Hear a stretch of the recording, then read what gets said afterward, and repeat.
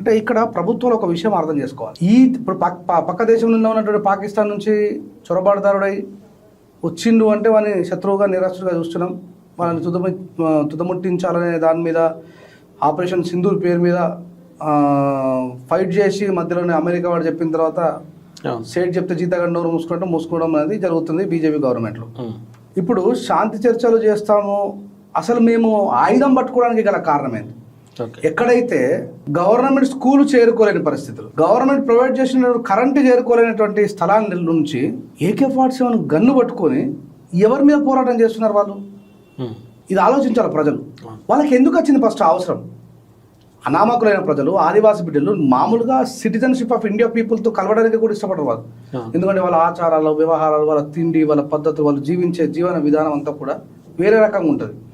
అట్లాంటి వాళ్ళు దేనికోసం పోరాటం చేస్తున్నారనే విషయాన్ని ప్రభుత్వం ఆలోచించాలి. వీళ్ళు ఏం చేసిండ్రు?